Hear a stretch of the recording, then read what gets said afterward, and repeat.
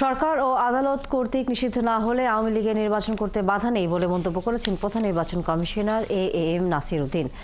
সোমবার চট্টগ্রামের সার্কিট হাউসে ভোটার তালিকা হালনাগাদ ও ত্রয়োদশ নির্বাচন নিয়ে নির্বাচন কর্মকর্তাদের সাথে বৈঠকের আগে সাংবাদিকদের প্রশ্নের জবাবে তিনি কথা বলেন। তিনি আরও বলেন, ভুয়া ভোটারদের বাদ দিয়ে 6 মাসের মধ্যে একটি পূর্ণাঙ্গ ভোটার তালিকা তৈরি করা হবে। এবার নির্বাচন হবে 91 এবং 96 সালের মতো সুষ্ঠু। প্রণবেশ চক্রবর্তীর প্রতিবেদন, ক্যামেরায় ছিলেন জহিরুল ইসলাম।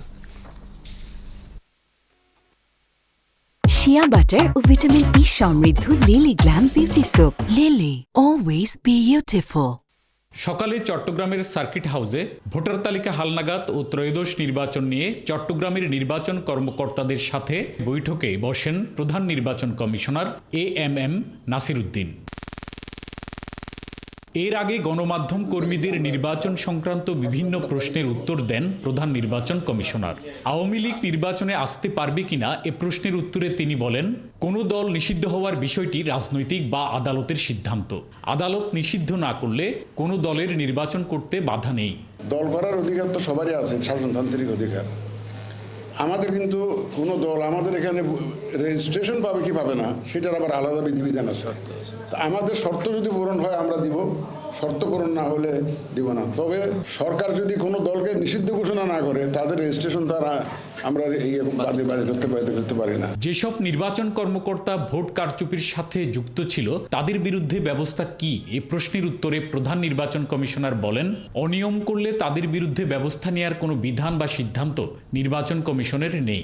আমাদের যারা প্রতিনিধি আছেন, যে অফিসাররা আছেন, তারাও আমাদের ইলেকশন কমিশনের অংশ। তো আমরা কমিশনার হলেও সে সিইসি হলেও ওনারা তো দেয় রিপ্রেজেন্ট ইলেকশন কমিশন।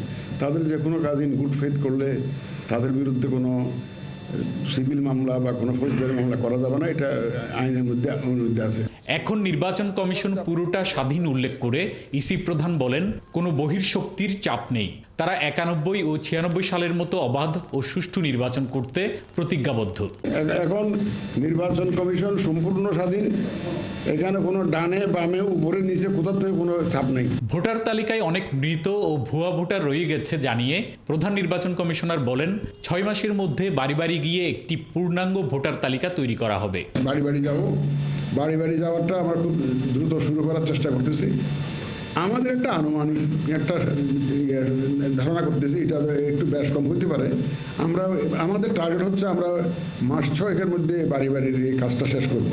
রোহিঙ্গারা যাতে ভোটার তালিকায় আসতে না পারে সেই ব্যাপারেও সর্বোচ্চ ব্যবস্থা নেওয়া হবে জানান প্রধান নির্বাচন কমিশনার। খসড়া ভোটার তালিকা। প্রণবেশ চক্রবর্তী, 71, চট্টগ্রাম।